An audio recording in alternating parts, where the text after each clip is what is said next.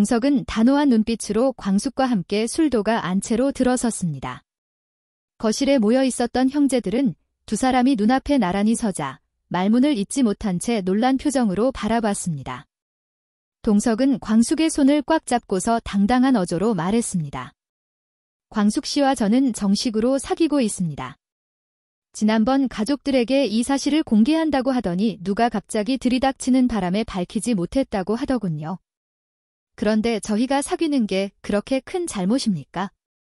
광숙 씨가 울면서 집을 뛰쳐나갈 정도로 비난받아야 하립니까? 그러자 흥수가 말했습니다. 아까도 말했지만 큰형 사별한 지 얼마나 됐다고 벌써 재혼 얘기가 나오냐고요. 너무 빠르다는 거죠. 동석은 차분하게 받아쳤습니다. 그럼 언제쯤 돼야 빠르지 않은 거죠? 1년은 넘어야 됩니까? 아니면 5년 정도는 돼야 합니까? 저는 사별한 지 15년 됐습니다. 이 정도 되면 반대할 사람은 없겠네요. 제가 사귀자고 하니까 광숙 씨도 흥수 씨와 똑같이 얘기하더군요. 죽은 남편에게 미안하고 시동생들 배신하는 것 같다고 하면서 거절하더군요. 그래서 제가 악담을 했습니다. 막걸리나 저으면서 평생 시동생들이랑 살라고요. 우리가 사귀어보지도 못하고 이 시간을 놓치고 나서 나중에 후회하게 된다면 누가 책임져야 할까요? 버스 다 지나간 다음에 나중에 가서 그때 말려서 미안했다 그러면 끝날까요? 광숙 씨 인생은 본인이 결정하고 책임지는 겁니다. 시동생분들 중에 형수님 인생 책임지실 분 있나요? 어느 분이 책임지시겠습니까? 책임지시겠다는 분 나와보십시오. 이렇게 말하자 아무도 나서지 못하고 침묵을 지킬 뿐이었습니다. 광숙 씨 마음 바꾸려고 제가 엄청 노력했습니다. 광숙 씨를 이 술도가에서 빼내가는 게 아니라 광숙 씨랑 같이 이 술도가를 일으키기 위해 제가 할 수 있는 모든 걸 했습니다. 그리고 광숙 씨 시동생들을 제 동생처럼 생각하고 맏형 노릇을 해주겠다고 그렇게 마음먹었습니다. 그래서 그 동생분들을 위해 가장 필요한 일이 뭔가 그거 파악해서 제가 할 수 있는 거 다 했습니다. 그렇게 해서 광숙 씨가 진 짐을 덜어주고 싶었습니다. 광숙 씨에게 소중한 사람들이라면 나한테도 소중한 사람이라고 생각하고 광숙 씨의 그 마음을 존중하고 싶었습니다. 다른 마음은 없었습니다. 그런 마음으로 다가가려고 한 것뿐입니다. 그는 이어 말했습니다. 광숙 씨는 시동생들을 친동생처럼 여긴다고 했고 여러분도 형수님을 친누나처럼 여긴다고 들었습니다. 그렇다면 친누나가 마음에 맞는 사람 만나서 새 출발한다고 해도 이렇게 반대할까요? 한번 잘 생각해 보시죠. 한동안 무거운 침묵이 흘렀고 천수가 조용히 입을 열었습니다. 회장님 말씀 잘 들었습니다. 저는 회장님이 우리 술도가를 위해 지금까지 베풀어 주신 것만으로도 진심으로 감사하게 생각하고 있습니다. 의도가 뭐든 결국 그 도움이 진짜였고 그걸 부정할 수는 없습니다. 설령 형수님과 잘해보시려는 마음이 있었다 해도 그게 잘못이 될 수는 없다고 생각합니다. 결과적으로 우리 술도가가 다시 일어설 수 있었던 건 형수님과 회장님의 힘이 컸고 그건 여기 있는 우리 모두가 알고 있습니다. 동생들이 오해한 부분이 있는데요. 제가 잘 설명하겠습니다. 오늘은 이만 돌아가시는 게 좋겠습니다. 그럼 실례가 많았습니다. 이렇게 말하고 동석과 광숙이 함께 나갔습니다. 그때 강수연이 끼어들었습니다. 당신도 진작에 알았으면서 왜 동생들한테 말 안 했어요? 당신도 이상하네. 천수는 눈살을 찌푸리며 차갑게 대답했습니다. 당신이 뭔데 이 자리에 있는 거야? 우리 집안 문제라고? 이 집에 얼씬도 하지 말라니까 왜 아직도 여기 있는 건데? 강수연이 날카롭게 응수했습니다. 나도 엄연히 이 집 식구야. 법적으로 남남 아니라고. 그래, 법적으로 따지자고? 그런 지금 이 집은 형수님 명의야. 그러니까 당신이 마음대로 드나들면 주거침입으로 고소당할 수도 있어. 그런 꼴 당하고 싶지 않으면 당장 나가라고. 꼴도 보기 싫으니까. 옆에 있던 공주실도 나서며 덧붙였습니다. 주거침입 그거 맞는 말이네. 지금 이 집주인은 내 딸이야. 우리 광숙이 혼자 고생할 때는 코빼기도 안 보이더니 이제 와서 무슨 식구 타령이야? 주거침입으로 고소할 거니까 각오해. 강수연은 입술을 깨물며 마지못해 나가는 척했지만 마당 끝에서 나가지 않고 무슨 일이 있나 계속 지켜보고 있었습니다. 천수는 형제들에게 조용히 말했습니다. 시기가 언제이든 형수님도 새로운 인생 살 권리가 있어. 그래서 형수님에게 회장님 만나라고 내가 먼저 응원했어. 그리고 지금도 그 마음 그대로야. 너희들이 인정 못한다 해도 내 의견은 그래.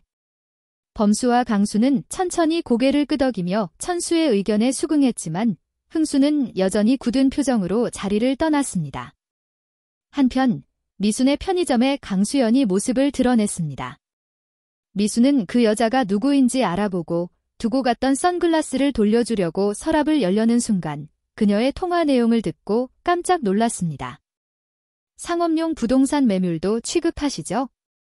독수리 술도가라고 아실 거예요. 그 말에 미수는 등골이 서늘해졌고 그녀가 나간 후 즉시 천수에게 전화를 걸었습니다.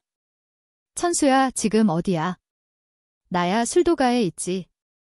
지난번에 약속 못 지켜서 정말 미안했어. 괜찮아. 근데 너 미국에 있는 아내 한국 들어왔지? 그걸 네가 어떻게 알아? 방금 우리 편의점에 왔다 갔어. 근데 이상한 얘기를 하던데. 술도가를 부동산에 내놓는다고 전화하는 걸 들었어. 뭐라고? 이런 미친 여자가 있나? 제정신이 아니구만. 미순아, 고마워. 지금 형수님께 바로 말씀드려야겠네. 형수님 지금 몸이 안 좋으신데 큰일이네. 전화를 끄는 천수는 급히 안채로 향했고 방에서 나오던 광숙과 마주쳤습니다. 형수님, 몸 괜찮으세요? 조금 나아졌어요. 그런데 무슨 일이세요? 영주 엄마가 술도가를 부동산에 내놓으려 했답니다. 편의점에서 미순이가 통화하는 걸 들었대요. 그 말을 들은 광숙은 순식간에 표정이 하얗게 질리더니 그대로 힘없이 바닥에 주저앉았습니다. 형수님, 정신 차리세요. 사돈어른, 나와 보세요. 공주실이 놀라 뛰어나와 광숙을 흔들어 깨웠고 천수는 급히 119에 전화를 걸었습니다.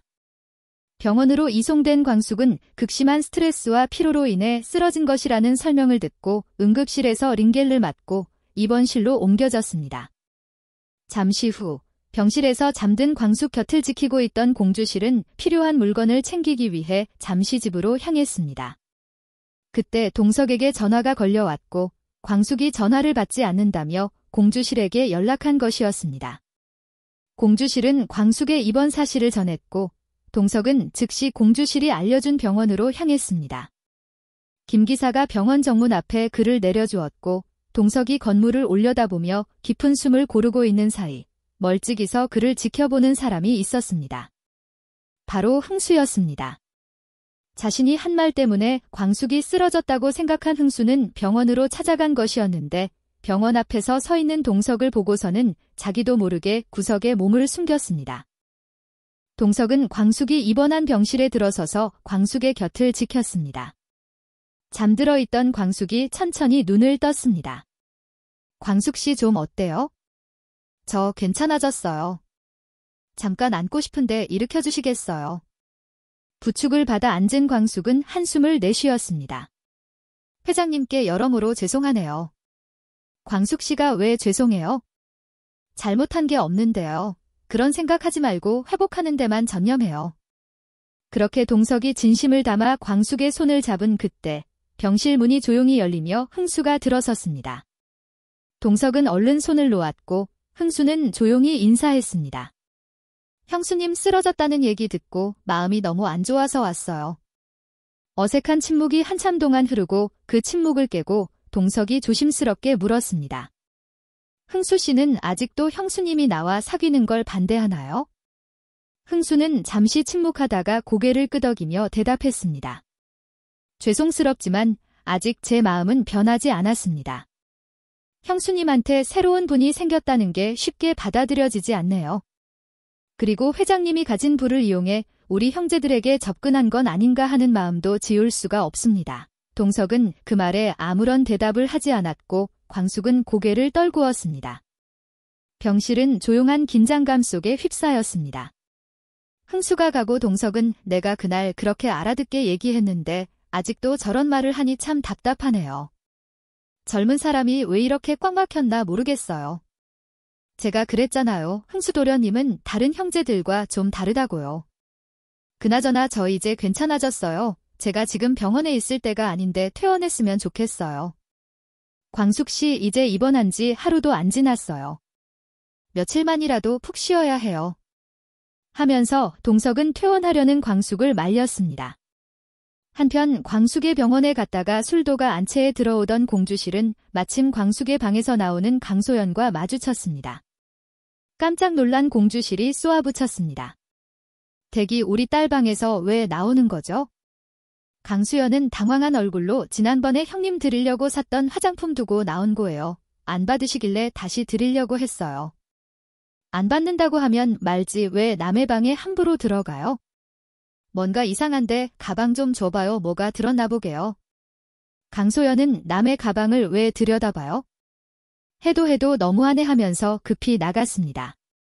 그 공주실은 뭔가 수상쩍어서 광숙에게 전화를 할까 하다가 병원에 입원해 있는데 또 충격을 줄 수가 없어서 천수에게 전화를 걸었습니다. 영주 엄마가 우리 광숙이 방에서 나오는 거예요. 뭔 또 이상한 짓을 저지르려고 그러나 걱정돼서 전화했어요. 영주 엄마가 형수님 방에는요? 알겠어요. 천수는 단박에 수상함을 감지하고 광숙에게 전화를 해서는 형수님, 인감도장 어디에 두세요? 영주 엄마가 형수님 방에 들어갔다 나왔다는데 무슨 짓을 저지를지 모르는 여자라 혹시나 해서 여쭤보는 거예요.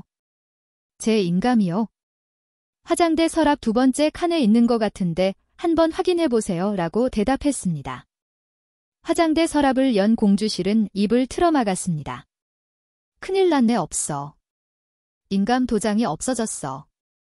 방금 그 여자가 가져간 게 틀림없어. 허둥지둥하는 공주실의 소리를 들은 광숙은 깜짝 놀라 침대에 쓰러졌고 동석은 안 되겠다 싶어 곧장 경찰에 신고를 했습니다.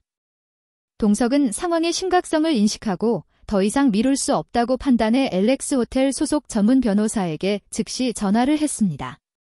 담당 변호사는 우선 강소연이 광숙의 집에 무단으로 침입하고 개인 인감을 절취해 부동산 거래 시도를 했다는 점에서 주거침입죄, 절도죄, 사문서위조 등이 모두 성립 가능하다고 보았습니다. 즉시 경찰서에 형사고소장 접수를 준비했습니다. 또한 부동산 거래 중개업소에도 해당 부동산은 불법 매물일 가능성이 있다는 경고장을 발송하고 거래 시 법적 책임이 따른다는 공문도 함께 보냈습니다. 강수연이 실제로 서류를 위조해 거래를 시도한 정황이 확보되었고 동석은 법률대리인을 통해 경찰에 정식 수사를 요청했으며 본격적인 수사에 들어갔습니다. 한편 퇴원한 광숙은 동석과 함께 저녁을 먹으러 갔습니다. 우리 오랜만에 콩나물국밥 먹으러 가요. 전에 우리 같이 먹었던 게 생각나서요. 뜨거운 국밥이 나오자 광숙은 동석의 국에 부채질을 해주며 우리 손 많이 가는 회장님 제가 시켜드릴게요. 요즘 저 때문에 고생이 너무 많으세요. 하고 말했습니다. 요즘은 시동생들 때문에 광숙 씨가 손이 더 많이 가는 거 알죠? 죄송해요. 그래도 시동생들이 마음은 다 착하고 여려요. 시동생이 화내는 그런 상황을 보고도 그런 말이 나옵니까? 안 되겠어요. 광숙 씨 술도가에서 나옵시다. 광숙은 깜짝 놀라 술도가를 나오자고요? 술도가가 우리 집인데 거기서 나오면 전 어디 살아요? 우리 집에서 살면 되죠. 결혼도 안 했는데 너무 오바하는 건가? 그러면 우리 그냥 빨리 결혼합시다. 이제 사귄다는 얘기 겨우 했는데 벌써 결혼 얘기를 어떻게 해요? 시동생들한테 시집살이 하는 것 같아 안타까워서 그래요. 집 하나 마련해 줄 테니 당장 나오면 좋겠어요. 우리 회장님처럼 능력 있는 분을 만나서 제가 정말 호강하네요. 이게 지금 호강하는 겁니까? 내가 호강이 뭔지 제대로 보여줄게요. 말만 들어도 행복한데요. 동석 씨 이제 국밥 다 식었어요. 어서 드세요. 동석은 이젠 광숙 씨는 아무 걱정 말아요. 내가 더 이상 아무도 건드리지 못하게 막아줄 테니까요 하고 말했습니다. 그렇게 동석은 광숙에게 든든한 방패가 되어주려고 결심하고 있었습니다. 한편 강소연이 경찰에 붙잡혀 조사를 받던 과정에서 미국에서 만난 불륜남과 투자 사기를 벌인 사실도 드러났습니다. 그 일로 미국에 사는 한인교포들 수십 명이 큰 피해를 받고 강소연은 그 모든 것을 피하려고 한국으로 급히 온 것이었습니다. 결국 미국에서 피해자들이 집단으로 고소장을 냈고 이 내용이 한국에 전달되면서 강소연은 더 큰 죄로 처벌을 받게 되었습니다. 피해자들이 한국 검찰에 제발 엄하게 처벌해달라는 탄원서도 냈고 재판부도 이 말에 힘을 실어 징역 15년 실형을 선고했습니다. 강소연은 조사 중 구치소에 수감되었다가 형이 확정된 후 교도소에 수감되었습니다. 천수는 강소연이 재판을 받는 중에 이혼 소송도 같이 진행했습니다. 강소연의 범죄 사실과 잘못이 너무 명백해서 법원은 천수의 손을 들어주면서 이혼이 확정되었습니다. 법원의 이혼 판결이 내려진 날, 천수는 술도가 안 채 마당에 나와 하늘을 바라보며 한참을 서 있었습니다. 어느덧 노을이 지고 있었고 산들바람 사이로 은은하게 막걸리 향이 퍼졌습니다. 이제야 정말로 지난 시간을 정리할 때가 되었구나 실감이 났습니다. 그날 저녁, 편의점 앞에서 퇴근하려던 미순을 천수가 조심스레 불렀습니다. 미순아, 우리 같이 저녁 먹으러 갈까? 그래, 좋아. 천수는 오늘의 만남에서 미순에게 전하려 했던 마음을 확실히 꺼내기로 결심했습니다. 두 사람은 평소 가지 않던 근사한 레스토랑에 가서 스테이크를 먹었고 이후 조용한 카페로 자리를 옮겼습니다. 지난번에 약속 어겨서 미안해. 오늘은 따로 약속 안 하고 그냥 빨리 주고 싶었어. 그 말과 함께 천수는 반지 상자를 꺼냈습니다. 미수는 말없이 반지를 바라보다가 눈을 반짝이며 말했습니다. 너무 예쁘다. 돈 많이 벌면 그땐 더 좋은 걸로 사줄게.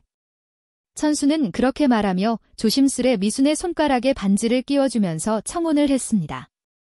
미순아, 나랑 결혼해줄래? 그래, 좋아. 미순은 기쁨을 감추지 못한 채 입가에 미소가 떠나지 않았습니다. 지난번 기대했다가 무너졌던 그 실망감이 오늘의 청혼으로 모두 치유되는 듯 했습니다. 미순아, 우리 정말 멀리도 돌아왔지. 근데 앞으로는 돌아가도 좋아. 이제 우리 둘이니까. 두 사람은 말없이 손을 맞잡았습니다. 조금 후 천수가 장난스럽게 말했습니다. 분위기 좀 낸다고 스테이크 먹으러 갔더니 고기 조각 몇 개 먹고는 간에 기별도 안 가는데? 넌 안 그래? 나도 그런 거 같은데? 그러더니 미순이 살짝 웃으며 말했습니다. 그럼 우리 집에서 라면 먹고 갈래? 천수는 미순의 눈을 바라보며 말했습니다. 너무 좋지. 네가 해주는 거라면 뭐든 좋아. 그렇게 두 사람은 나란히 미순의 집으로 향했습니다. 두 사람은 라면만 먹었을까요? 그 다음 이야기는 여러분의 상상에 맡기겠습니다. 한편 독고탁은 장미애와 범수가 나간 뒤에 강수가 먹던 숟가락을 뚫어져라 쳐다보았습니다. 그러더니 준비해온 멸균된 지퍼팩에 그 숟가락을 챙겨서 집어넣었습니다.